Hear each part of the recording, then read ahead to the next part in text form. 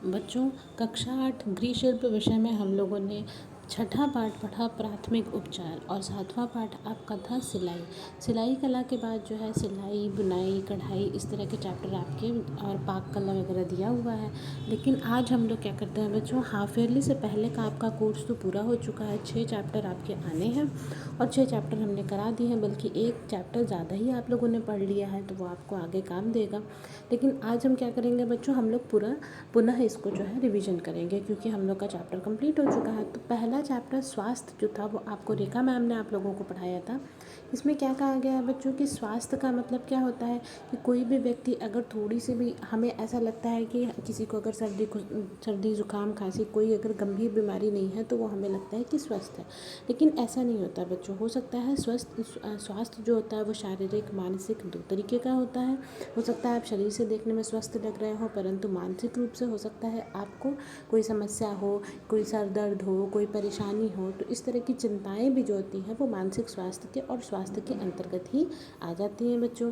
तो स्वास्थ्य में इसमें क्या कहा गया है, देखिए कि एक लड़का बैठा हुआ था, दरवाज़ा खटखटा रहा था, उसके पैर देखे कितने पतले हैं। श्रुति ने अपनी मम्मी से कहा। तो क्या होता है कि पोलियो दिवस जो होता है वो मनाया जाना था, तो उसने क्या कहा कि तुमने पोलियो ड्रॉप पिया है कि नहीं पिया है। तो ठीक है, तो ये क्या होता है बच्चों, ये सब इसमें इस आपके चैप्टर में शारीरिक स्वास्थ्य के बारे में बताया गया है। तो स्वास्थ्य क्यों ज़रूरी होता है, क्योंकि ये हमारी वृद्धि के लिए आवश्यक होता है। हम छोटे से बड़े हो जाते हैं, जब हम स्वस्थ रहते हैं तभी तो हम, क्या होता है कि अगर स्वस्थ शरीर नहीं होता है तो क्या होता है, बच्चे पतले दुबले होते हैं, बहुत बीमार पड़ते रहते हैं, उनकी बहुत ज़्यादा हमें देखभाल करनी पड़ती है। इसमें बच्चों एक शब्द आ रहा है, आप देखिए प्रतिरक्षण लिखा हुआ, इम्यूनिटी। इसको हमने इसलिए भी बता रहा है क्योंकि आज के टाइम पे आपको क्या ज़रूरत है, सबसे ज़्यादा प्रतिरोधक क्षमता की ज़रूरत है। तो यहाँ से देखिए बच्चों हम पढ़ रहे हैं कि प्रत्येक व्यक्ति में रोगों से बचाव की प्राकृतिक क्षमता होती है। ज़रूरी नहीं है कि कोई भी रोग अगर हमें हो गया है तो हम हर चीज़ की दवा ही खाएं। हमारा शरीर भी जो होता है वो कुछ चीज़ों से स्वयं जो है उसके अंदर लड़ने की क्षमता होती है। जब किसी बीमारी के रोगाणु का मतलब क्या होता है, जीवाणु, विषाणु, बैक्टीरिया, वायरस दोनों ही चीज़ें आ जाती हैं। तो किसी बीमारी के जो होते हैं बैक्टीरिया वायरस हमारे शरीर में प्रवेश करते हैं, साधारणतः हमारे शरीर की प्राकृतिक क्षमता जो होता है वो उनका मुकाबला करती है। जब उनका मुकाबला नहीं कर पाती है, यदि शरीर की प्राकृतिक क्षमता उसका मुकाबला नहीं कर पा रही है या कम हो जाती है, तो रोगग्रस्त होने की आशंका जो होती है वो बढ़ जाती है। अतः शरीर की प्रतिरोधक क्षमता को बनाए और बढ़ाए रखने की हमें आवश्यकता होती है। तो क्या होता है बच्चों, और यही प्रतिरोधक क्षमता को बढ़ाने के लिए हम क्या करते हैं, टीका लगवाते हैं, इंजेक्शन लगवाते हैं, है ना। बहुत थोड़ी सी क्या होता है, तो इस टीकाकरण में क्या होता है कि शरीर की प्रतिरोधक क्षमता बढ़ाने के लिए बहुत थोड़ी सी मात्रा में किसी रोग के रोगाणु को इंजेक्शन द्वारा अथवा ड्रॉप के रूप में शरीर में पहुँचाना प्रतिरक्षण या टीकाकरण कहलाता है। पोलियो ड्रॉप में क्या होता है बच्चों, कि पोलियो ड्रॉप में जो होता है, जिस वायरस से हमें पोलियो की बीमारी होती है उसी की बहुत कम मात्रा जो होती है वो ड्रॉप द्वारा जो है हम बच्चों को दे देते हैं।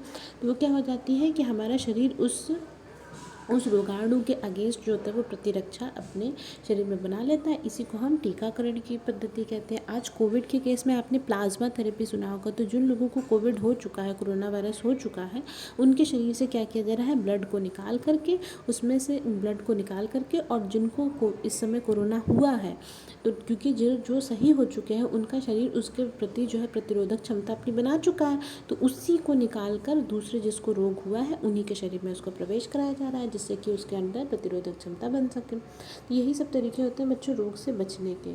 ठीक है, यदि किसी चीज़ की दवा नहीं मिल पाती है तो ये सब जो होते हैं वो प्राकृतिक चीज़ें होती हैं जो हमारे शरीर को स्वस्थ बनाने में काम में आती हैं। बच्चों ये जो सूची दी हुई है, ऐसे तो आप ये चैप्टर पढ़ चुके हैं, इसी वजह से हम आपको जल्दी से बता रहे हैं इसको। तो प्रतिरक्षण के जो टीकों की सूची दी हुई है कि कौन सी किस अवस्था में कितने समय पर कौन सा टीका लगना चाहिए और क्यों लगना चाहिए, ये बहुत ही महत्वपूर्ण है। इसको आप पूरा रट लीजिएगा। ठीक है, जैसे कि दिया है कि गर्भावस्था के 16 से 36 सप्ताह में कौन कौन से टीके लगने चाहिए, तो कम से कम 1 माह के अंतर पर टीटी के 2 टीके लगने चाहिए। ये सब बच्चों इसलिए ज़रूरी है क्योंकि ये आपको सामान्य अपने परिवार में, अपनी वास्तविक जीवन में भी आप लोग को इन सब चीज़ों की आवश्यकता पड़ेगी। ठीक है, तो जन्म के समय कौन से BCG का टीका है, मौखिक पोलियो का टीका है, 6 सप्ताह के अंदर कौन से बच्चे के पैदा होने के 6 सप्ताह के अंदर कौन सा टीका लगना चाहिए, 10 सप्ताह में, 14 सप्ताह, तो ये सूची आपको अच्छी तरीके से टिटनेस है, वायरस मतलब हर ये सब बीमारियाँ जो होती हैं, वो DPT, BCG, ये सब के टीका आपने आमतौर पर सुने होंगे। तो आपको इनका पता भी होना चाहिए कि इसको कब कब कितनी मात्रा में सही डोज़ बच्चों लगवाना चाहिए, क्योंकि सही डोज़ अगर नहीं लगा होगा तो क्या हो जाता है कि आप उस बीमारी से मुक्त नहीं हो पाते हैं।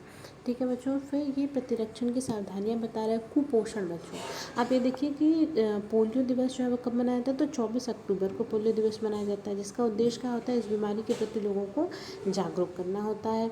ठीक है, फिर माल न्यूट्रिशन या कुपोषण की बात करें तो कुपोषण क्या होता है बच्चों कि कुपोषण के कारण क्या होता है, अपर्याप्त भोजन, अनुपयुक्त भोजन, जागरूकता की कमी, इन सब चीज़ों की वजह से होने वाले रोग हो जाते हैं, जैसे क्वाशिकोर और मरासमस, 2 तरीके की डिजीज़ हैं जो कि कुपोषण के कारण होती है, प्रोटीन की कमी के कारण होती है, विटामिन की कमी, vitamin A, B, C, D, E के इस तरीके से आपके विटामिन के नाम होते हैं। बी विटामिन जो होता है वो कॉम्प्लेक्स विटामिन कहा जाता है, क्योंकि उसके अंदर जो होता है vitamin B1, B2, B12, B6, B11, इस तरीके से कई सारे विटामिन होते हैं। तो किससे कौन सी बीमारी होती है, ये सब चीज़ें बच्चों आपको बहुत ही अच्छी तरीके से पता होनी चाहिए। ये सब आपको लगता है कि गृह विज्ञान बहुत ही आसान विषय है, इसमें नंबर मिल जाते हैं, परंतु ये आपके दैनिक जीवन से आपको जोड़ता है, इसलिए इसका वास्तविक उपयोग तो हमारे जीवन में होता है। तो इसको हम सीधी तरीके से साइंस से और अपने वास्तविक जीवन से इसको कनेक्ट कर सकते हैं, इसलिए ये जो है बहुत महत्वपूर्ण हो जाता है बच्चों।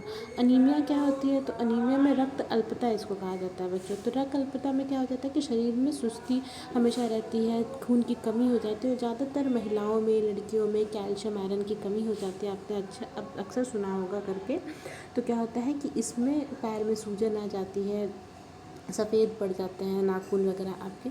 तो क्या होता है, शरीर में लौह तत्व की मात्रा जो होती है, आयरन की मात्रा जो होती है, वो खून में बहुत ज़्यादा ज़रूरी होती है।